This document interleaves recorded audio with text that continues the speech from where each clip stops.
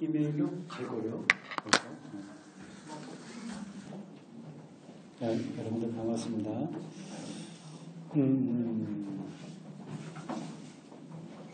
오늘 설교의 다윗 이야기요. 여러분들이 평소 생각했던 거하고 좀 다른 각도로 접근이 됐죠? 네, 내가 설교 잘했는지 못했는지 모르겠습니다. 이게 맞는 얘기인지 틀린 얘기인지. 다음 주에 제가 한 번 더 다윗 이야기를 하게 됩니다. 저희 교회가 설교를 세계 교회력에 따라서 주어진 성서일과를 따라갑니다. 성서일과가 4군데 주어져요. 오늘 설교 우리 예배 순서에 다 나왔습니다만 구약 하나, 그 다음에 시편 꼭 나오고 시편, 그 다음에 서신, 그리고 복음서, 이 4가지가 3년 주기로 돌아가는 겁니다. 그것에 근거해서 설교를 합니다. 이 4가지 중에 매주마다 4개가 주어지거든요. 여러분들 교회력이 있는 인터넷에 들어가면 주일만이 아니라 평일날 것도 되어 있습니다. 그걸 읽으면 3년 만에 이제 전체를 읽게 되는, 그렇게 이제 짜여져 있습니다. 그러니까 어느 한쪽으로만 편파적으로 읽지 않고 전체를 다 돌아가는 거죠. 그 중에 네 본문이 주어지는데 그 중에 하나씩 선택해서 설교를 합니다. 이렇게 연달아서 설교하는 적이 거의 없어요. 오늘 이렇게 모처럼 또 처음으로 방문하신 분 계신데 참고적으로 말씀드린다면 제가 설교문을 작성하면 제가 여기 안 올라올 때는 우리 목사님들이 대신 그 설교문을 중심으로 해서 설교를 합니다. 그러니까 똑같은 설교, 대구샘터교회하고 서울샘터교회가 똑같은 설교를 하고 그것만이 아니라 제가 그 설교문을 작성하면 한 50여 명 되나 그 목사님들 원하는 분들이 있어서 그분들에게 설교문을 줍니다. 그걸 기초로 해서 설교하는 분들도 어딘가는 계실 겁니다. 근데 연달아서 제가 설교하는 기회는 이렇게 같은, 그러니까 연속 설교라고 하죠. 그래서 구약을 연달아 하지는 않습니다. 이번엔 좀 특별해요. 그래서 다음 주에 다윗과 법궤 문제, 이런 건 설교하기가 좀 쉽지 않아요. 근데 쉽지 않아도 그 안으로 이제 들어가게 되면 많은 이야기들이 눈에 들어오게 됩니다. 텍스트하고 대화하는 거죠. 그 텍스트가 그렇게 텍스트요, 성경 본문, 그게 형성되는 게 하루 이틀에 된 게 아니고, 그리고 또 어떻게 전기 충격을 받듯이 받거나 계시받아서, 그러니까 소위 말하는 계시를 받아서 막 받아 쓴 게 아니라 오랫동안 역사 안에서 축적된 그 영성이 갈고 다듬고 그리고 교정되고 편집되면서 이게 기록된 거거든요. 대단한 겁니다. 성경이 어느 한두 사람이 뛰어나갖고 이렇게 한 게 아니에요. 그리고 사도 바울 편지 이런 것들도 보면 한 사람이 다 썼지, 그러니까 그 바울의 모든 게 다 들어가 있지 생각할 수 있겠지만 바울도 무조건 다 독창적으로 한 게 아닙니다. 이미 그 시대에 있었던 많은 신앙을 바탕에 두고 그 교회 형편에 맞도록 고린도서나 갈라디아서나 이런 것들을 쓴 겁니다. 그러니까 그 구약은 이제 유대인 공동체 전체의 영성이 그 안에 언어로 형상화된 거고, 문자로 언어였다가 문자가 됐고요. 그리고 신학은 기독교 공동체를 통해서 언어화됐다가 문자가 되고, 굉장히 복합적인 그 연관성이 있습니다.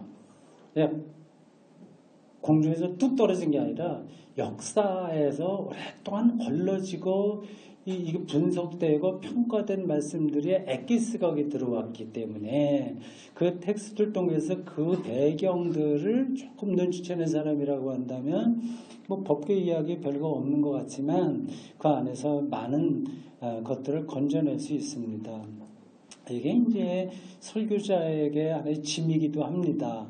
그 텍스트 안으로 들어가서 고유한 그 창조적인 설교를 해야 되면서 동시에 설교 그 성경 본문에서 어긋나면 안 되잖아요. 그 범주를 마음대로 또 왔다 갔다 하면서 자유자재로 해서 설교하는 게 또 좋은 건 아닌 거거든요. 자기를 절제하고 영적인 어떤 것 아니면 상상력 그런 것들을 절제하면서 그러나 창조적인 그런 설교를 해야 됩니다. 이건 내가 뭐 그렇게 설교한다는 뜻이 아니라 이제 그게 맞다. 그래야지 상투적인 이야기 하지 않으면서 그 신앙의 본질에 딱 이제 맞출 수 있다. 이제 상하는 그런 걸 해야 된다는 거죠. 다윗을 그래서 오늘 했고 다음 주에 한 번 더 생각을 하려고 합니다. 이 다윗 많은 사람들이 성경 인물들 중에서 가장 따르고 싶은 사람들이에요. 그리고 다윗의 아들인 솔로몬은 한국 신자들이 더 좋아하는 것 같아요.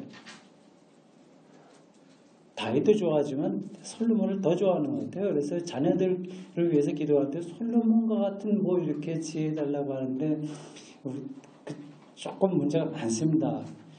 그러니까 우리 자녀들이 다윗과 같이 살기를 바란다. 정말 그렇게 살기를 원하세요? 나는 그렇지 않습니다. 다윗처럼 살면 큰일 나. 정말 운명이 너무 끔찍했습니다. 사실은. 솔로몬은 더 나쁘고 사실은. 솔로몬은 아버지 잘 만나서 요즘 뭐 그 재벌 아들들이 세습해서 뭐 이렇게 하는 것처럼 자기에게 능력이 없는데 아버지 잘 만나서 이렇게 했단 말이에요. 잠깐만 보자. 이렇게 조금 한눈 파는 이야기에도 미안합니다. 선생님 두 분들이 이렇게 앉아 계시네. 친구들이죠. 두 분. 네, 윤재규 선생님. 네. 근데 여기 이런 설교 한 그룹에 들어가 특강하기 오래간만에 오시죠. 거의 안 들었죠. 그냥 빨리 가다 오늘 왜 이렇게 남아있는지 모르겠어요. 그 옆에 계신 분, 우리 윤혜진 집사는 지난달에도 남편을 내가 못 본 것 같은데. 계속 출장이네요. 그래요? 네. 내가 거의 이제 여기하고 상관없이 대구에만 있지만 그래도 알 거는 다 압니다. 누가 나는지 안 하는지. 솔로몬은 뭐 지혜가 있다고 하지만 사실 지혜를 구했다고 하는 거 그 유명한 이야기잖아요. 지혜인가 지식인가 뭘 달라고 그랬지? 지혜를 달라고 그랬죠. 예. 근데 성서에서 보면 지혜가 그렇게 좋은 게 아닙니다. 그게 이제 뭐 양면성이 늘 있어요. 지혜가 필요한데 늘 좋은 거 아닙니다. 뱀이 선악과 이야기 때 뱀이 아담하고 하와에게 왔을 때 물론 하와가 먼저 좀 넘어가긴 했는데 그런 것들은 페미니즘을 하는 분들에게 기분 나쁜 이야기야. 왜 여자가 먼저 그 유혹을 받았을까 하는 거죠. 어쨌든 뭐 옛날에는 다 그런 방식으로 생각했으니까. 근데 그 선악과를 받으면 지혜롭게 된다는 유혹이었습니다. 그러니까 지혜는 자기가 눈이 밝아진다고 하는 거예요. 뭐를 이제 진리를 자기가 알겠다고 하는 겁니다. 그러니까 철학의 본질이 이제 진리인데, 근데 그게 필요한 거죠. 그러나 그 진리는 하나님에 의해서만 열려지는 건데, 그 자기가 하겠다고 하는 그 욕망, 지혜에 대한 욕망, 그게 이제 지혜입니다. 그래서 선악과 이야기에서 그 전승에서 보면 지혜는 좀 부정적인 거예요. 솔로몬에서는 좀 긍정적인 것처럼 나오긴 했으나 이 솔로몬 이야기의 전체 흐름을 보면 성서 기자들이 겉으로는 그렇게 얘기했지만 속으로 들어가면 비판하는 것으로 제가 생각이 됩니다. 결국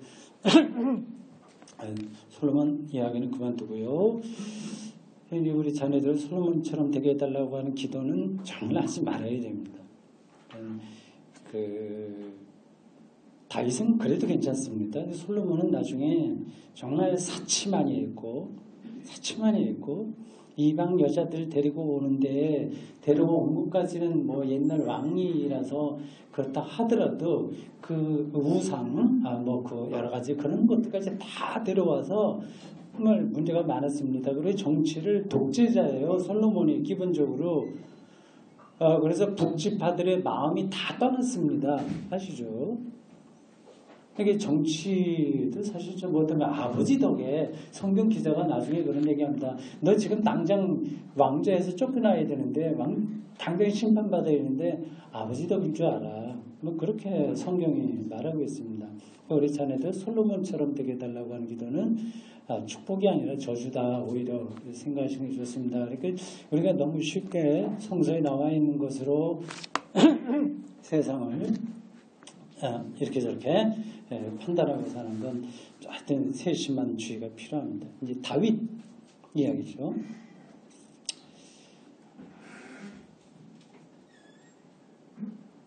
설교 시간에 그의 인생이 불행했을 거다 했다 얘기했는데 동의하시나요? 그래서 처참합니다. 사실은 어떤 경우에는 망명을 갔어요. 망명 갔을 때는 침을 막 일부러 흘리고 뭐 봉두남발이라고 하나? 이거 막 미친 척했습니다. 그리고 만약 얻어맞고 완전히 그 인간 취급을 못 당해야만 됐습니다. 그래야 자기가 살아나시겠으니까. 그런 수모도 다 겪고 거의 마지막 때까지 숨 넘어갈 때까지 자기 뜻대로 한 것은 하나도 없습니다. 이 왕이라고 하는 게 우리가 자기 마음대로 하니까 된다고 하지만 그렇지 않습니다. 그 마지막 이야기고 그 다윗의 마지막 장면 한번 생각해 보십시오. 늙었어요. 죽기 얼마 전입니다. 그래서 옛날 다른 나라에서도 그런 것처럼 젊은 여자를 잠자리에 보냅니다. 그래도 뭐 몸이 따뜻해지지 않을 정도로 늙었습니다. 근데 그 아버지가 그렇게 되니까 그 자식들이 이제 누가 이제 후계자가 되느냐로 싸웁니다. 그래서 이미 나는 제가 지금 어느 왕자인지 이름을 제가 다 기억을 못하기 때문에 정확하게 말씀드리지 못하는데 이미 아버지가 살아있을 동안에 내가 왕이다 이렇게 나선 사람들이 있었습니다. 그리고 그 왕자가 밑에 장군들을 많이 모았습니다. 그래서 큰 세력을 얻어서 했는데 그렇게 되면 배다른 형제들의 운명이 어떻게 되는지는 아시죠? 뭐 김정은 때문에 김정일인가? 누구죠? 그 살해당한 그 배다른 형제죠? 김정남? 배다른 형제 맞죠? 이건 비슷한 이야기들입니다. 다 죽어요. 그러니까 그럴 수밖에 없습니다. 그러니까 솔로몬은 굉장히 불안한 거죠. 그때 밧세바하고 나단이 나섭니다. 그래서 큰일 났다. 지금 이랬다. 이제 다윗에게 가서 얘기하는 거죠. 이 여자 이렇게 됐으니까 큰일 났다. 내 아들을 어떻게 해달라. 그 밧세바가 그렇게 얘기하고 나단이 또 나단 누굽니까? 아시나요? 그 밧세바 사건이 있었을 때 그 몇 마리 양을 이제 부자의 양과 가난한 과부의 양 한 마리 뭐 하여튼 그런 비유를 통해서 당신의 도적질한 자다 이렇게 다윗 왕에게 말하고 다윗이 깨닫고 새로워졌다 뭐 그런 얘기들이 있습니다. 근데 솔로몬은 밧세바의 아들이에요.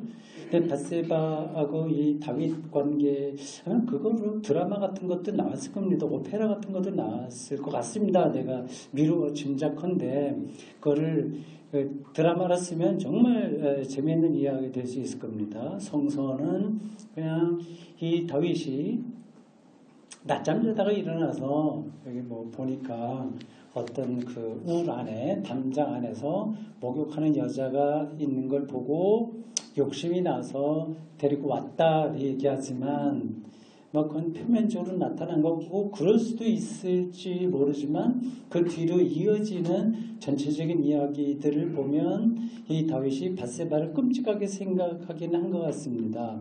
그리고 본처 미가라고는 조금 사이가 많이 나빴던 것 같아요. 다음 주에 설교하게 될 그 법계 이야기에 미갈이 나옵니다. 이 다윗은 법궤를 가져오면서 즐거워서 춤추고 하니까 미갈이 이렇게 왕 체면도 안 쓰고 왜 저러냐 이렇게 냉소적으로 대하거든요. 그런 걸 보면 이 미갈은 자기는 아버지가 사울이었으니까 맞죠? 그러니까 공주예요. 공주로 있는데 어느 목동이 들어와서 뭐 이렇게 하는 거 보는데 사람은 괜찮은 것 같고 그러나 신분이 다르니까 좀 굉장히 무시했던 것 같습니다. 그래서 두 사람 사이에 어쨌든지 결혼하게 되는데 그 여자가 남자를 무시하는 게 밑바닥에 깔려 있는 것 같아요. 그 마지막까지 계속 그런 거 보면요. 그래서 이 다윗이 그 아내에게 그 존경심, 사랑 그런 것들을 충분하게 받지 못해서 그래서 밧세바하고의 관계가 더 깊어진 거 아닌가 이렇게 문학적인 상상력으로만 생각합니다. 사실인지 아닌지 제가 모르고 그렇게 생각을 하는 거예요. 이 밧세바와 나단이 이제 늙어서 정신이 왔다 갔다 하는 이 다윗을 설득해서 솔로몬을 왕으로 세운 거죠. 이게 크게 잘못한 겁니다. 사실은요. 우리는 역사가 이제 쭉 흘러왔으니까 좋다고 하지만 솔로몬을 하지 않았던 게 훨씬 낫습니다. 그 전체적인 건 제가 얘기하지 않겠습니다. 어떻게 결과적으로 보더라도 그렇습니다. 솔로몬이 결국 북지파의 인심을 다 잃게 되고 그리고 그 아들들 그 당대에 망해야 되지만 아버지 덕에 당대에 망하지 않고 아들까지는 물려줬습니다. 르호보암이 물려받았는데 그 르호보암도 아버지 닮아서 그 독재를 계속하는 바람에 여로보암이라고 하는 장군이 이 사람은 북지파 출신이거든요.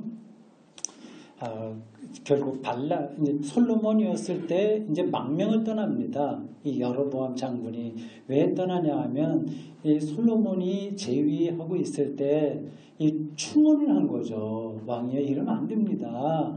좀 여유 있게 백성들 살피시고 하십시오. 등등 여러 가지를 했는데 말을 듣지 않았어요. 왕에게 충언했다가 왕이 그걸 받아들이지 않으면 그 장군은 어떻게 되는지 뻔합니다. 그래서 망명을 떠났습니다. 이제 솔로몬이 죽은 다음에 돌아오게 되면서 다시 솔로몬의 아들인 이제 왕위를 다시 받은 르호보암에게 똑같은 이야기를 한 거죠. 당신의 아버지 때에는 정말 힘들었다. 요즘 말로 그냥 독재에서 우리 백성들이 힘들었다. 그러니 아버지의 정치를 따라가지 말고 좀 선정을 베풀어야 된다. 그런 얘기합니다. 그건 다 아는 이야기죠. 결국 그렇게 하지 못하고 나라가 이제 분리됐습니다. 근데 그렇게 된 게 그 르호보암의 잘못이라기보다도 더 근본적으로는 솔로몬의 잘못이고 그 솔로몬에게 왕위를 물려준 다윗의 어떤 세상을 보는 눈의 한계랄까요? 그때 너무 늙었기 때문에 총기가 이 다윗이 좀 빠졌을 때일 것 같습니다. 그러니까 평소에 미갈보다는 이 밧세바를 사랑했으니 이 밧세바가 하는 말에 귀 기울일 수밖에 없고 그렇게 나단이 와서 얘기를 하니 그렇게 선택을 한 것 같습니다. 그러니까 마지막까지 그는 다윗은 자기 하고 싶은 대로 하지 못했다. 그런 점에서 그렇게 행복한 인생은 아니었다고 볼 수 있습니다. 그래서 여러분들이 그 다윗에 대한 이야기를 쭉 성경에 읽어가다 보면 두 가지 특징을 볼 수 있을 거예요. 하나는 많이 울어요. 다윗이 정말 많이 웁니다. 여러 군데 나와요. 왜 그런지 모르겠어요. 그게 실질적으로 그의 정서가 부드럽고 목동적인 기질이 남아있어서 그런지 저기 장군이 누구 죽었을 때도 울고 울 때도 울고 하여튼 많이 웁니다. 운다고 하는 걸 심리적으로 그리고 정서가 풍부할 수도 있고 아니면 약할 수도 있는 거죠. 남자들도 많이 우는 것 같아요. 술 마시고도 우는 사람도 있는 거. 내가 운 적이 있는지 우리 집사람이 아니죠. 내가 울고 기억이 잘 없긴 한데 그래도 펑펑 울진 않지만 눈물은 날 때가 있죠. 노무현 그때라든지 아니면 어떤 드라마는 안 보지만 TV는 안 보지만 어떤 그 뭉클한 때 그런 건 뭐 있긴 있는데 내 신세 한탄하거나 내가 뭐 일어나 뭐 그런 건 뭐 전혀 없습니다. 하여튼 많이 다윗이 울었어요. 그래서 미갈과의 관계가 그런 데서도 조금 나빴던 거 아닌가. 미갈은 원래 공주로서 굉장히 이렇게 교만한 게 좀 눈높이가 그랬고, 이 다윗은 목동 출신인데다가 이게 심리적으로도 좀 약한 부분이 많이 있어서 두 사람 사이가 좋지 않았던 거 아닌가 생각이 듭니다. 그게 하나 있고요. 개인적으로 울음이 많았다고 하는 거하고, 또 하나는 사람을 많이 죽입니다. 많이 죽여요. 예를 들자면 이 요나단과 사울이 죽었다고 하는 소식을 들고 온 사람도 죽이고, 하여튼 뭐 이루 말할 수 없어요. 많이 죽입니다. 그러니까 왕으로 산다고 하는 거는 정적을 약간의 위험 요소만 있다고 하더라도 죽이지 않으면 안 되니까 그렇게 하는 것 같습니다. 그래서 제가 설교 시간에 계속 얘기했던 대로 이 다윗 정말 괜찮은 사람인데 정서가 풍부하고 문학적인 소양도 있고 시편에 많은 것들이 이 다윗의 기도라고 하지 않습니까? 물론 고지고대로 다는 아니지만 그 다윗이 악기도 잘하더라고. 아까 제가 설교하면서 그러죠. 지금 그 악기를 정말 무슨 악기를 했다고 그러죠? 성경에 부는 거예요? 튀기는 거야? 현악기야? 아니면 부는 거예요?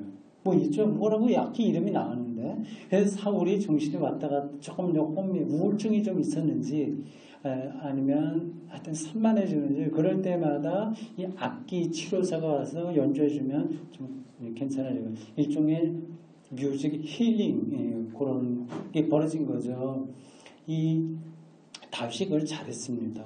음악적이고 시도 잘 쓰고 그 양을 지키는데 물맷돌도 잘 던지고 형들은 다 사무엘에게 인사한다고 딱 차려입고 갔을 때도 막내 혼자 들판에서 양을 볼 정도로 책임감도 있고 정말 괜찮은 사람인데 어쩌다가 그렇게 연루돼 갖고 전체적으로 보면 불행한 삶을 살았습니다. 그래서 목동 다윗이 다윗 왕조의 시조인 왕 다윗보다 훨씬 나았을 거다. 그런 얘기 했습니다. 그게 설교의 결론은 아니에요. 그것만 생각하시면 안 됩니다.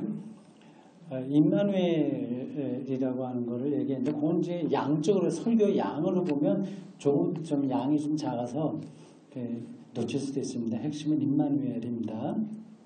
근데 다윗은 나름대로 최선을 다했지만, 그러나 목동으로서의 삶이 더 나았을 거다 하는 거를 좀 설명을 한 겁니다. 그럼 거꾸로 봐서 너무 이제 저희 입장에서만 그렇게 얘기를 한 거 아니냐 그런 생각이 들 수 있습니다. 그래서 좀 다르게요. 정말 행복했던 왕으로서의 삶, 그리고 불행했던 목동으로서의 삶도 가능한 거 아니냐. 왜 굳이 그 다윗의 예를 들어서 왕으로서의 정말 잘 나가는 그런 거는 불행하고 목동으로의 삶은 너무 미화한 거 아니냐 생각할 수 있습니다. 그런 경우는 있긴 있을 겁니다. 왕이면서도 다윗과는 좀 다른 방식으로 아주 여러 가지 점에서 풍요롭게 인생을 산 임금들이 있을 수 있어요. 그리고 목동이라고 해서 누구나 다 그러한 목가적인 그 자유와 행복, 그리고 시적이고 음악적이며 한 자연 친화적인 삶을 누릴 수는 없겠죠.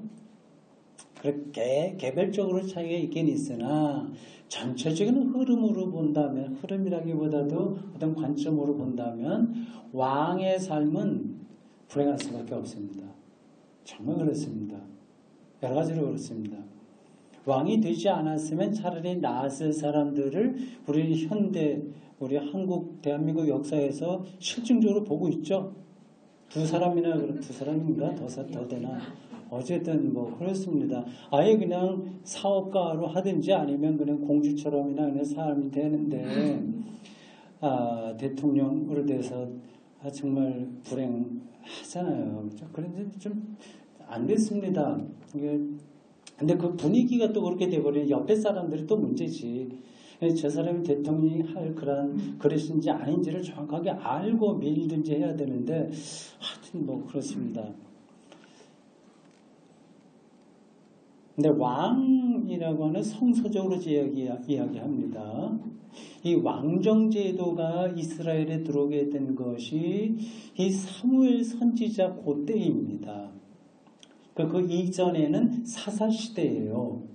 그러니까 사사들은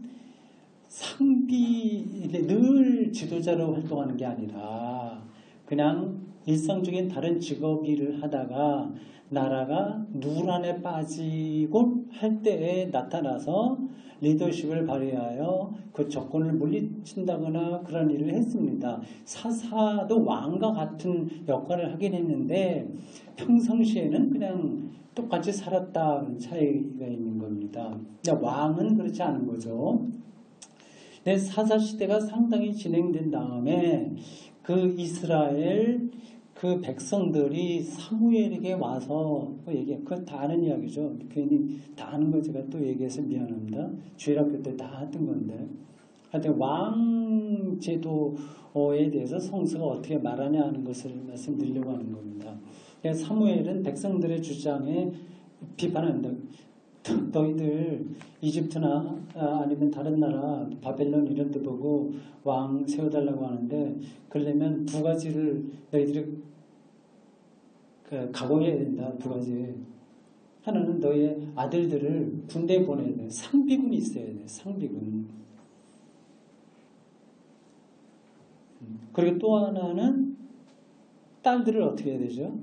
여자들은 국내에 보내갖고 요리 만들고 뭐 그런 일을 해야 되는 겁니다. 모든 딸들이 다 가는 건 아니지만 어쨌든 그 왕은 사사하고 달리 일반 직업 없이 이제 전업으로 왕의 일을 해야 되기 때문에 그거를 유지하려면 상비군이 있어야 되고 뭐 궁궐을 이제 이렇게 저렇게 역할을 하는 사람들이 다 있어야 되는 겁니다.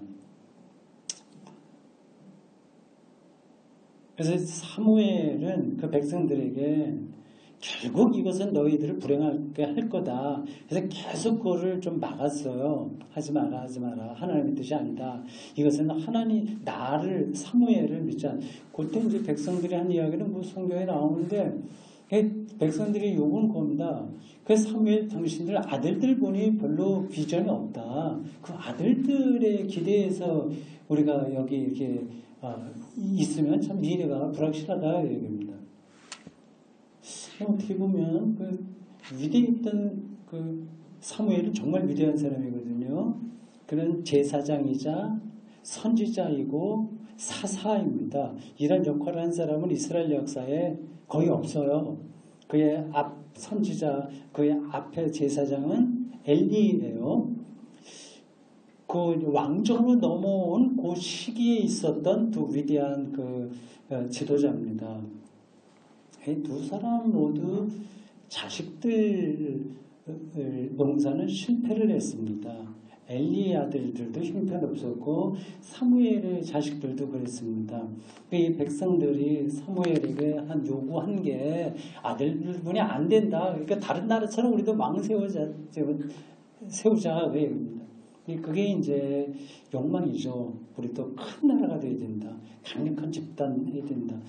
지금 이미 각 왕들, 대통령 이런 제도가 다 돼 있어서 다시 또 사사시대처럼 돌아갈 수는 없으나 이 왕제도, 왕이 대통령이나 수상이나 현재 정치 권력인데 이게 이렇게 무조건 좋은 게 아닙니다. 좋은 게 아닐 정도가 아니라 이게 없으면 사실 더 마땅할 것 같습니다. 앞으로 미래 사회는 다시 그쪽으로 돌아갈 수 있겠죠.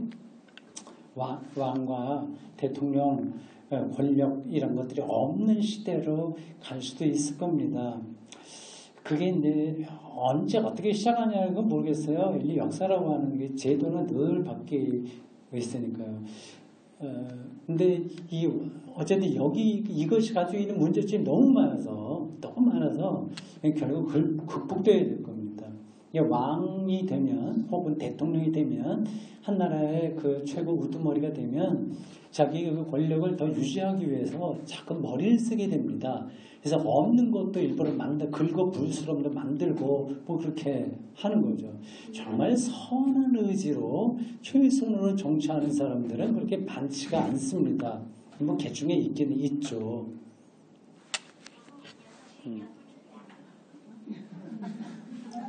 이제 마치라는 얘기예요. 방금 계시를 받은 거하고 비슷하네. 알았습니다. 이 이야기가 다윗과 솔로몬 연관된 건 정말 드라마틱합니다. 이 나단 선지자의 한 역할이나 이런 것도 그렇고요. 그래서 이스라엘의 왕정 제도가 시작된 그 기원을 본다면 왕으로서의 삶은 결국 민중들을 힘들게 하는 거다. 그러니까 그런 역할을 하는 사람들은 필요하긴 해요. 어쩔 수 없으니. 그러니 그런 사람들은 정말 하나님으로부터 부르심 받은 그런 사명감으로 해야 되는데 지금 그렇지 않죠. 네, 고맙습니다. 다음 달에 다시 뵙겠습니다. 마치겠습니다. 예, 마치겠습니다. 어떻게 꺼야지?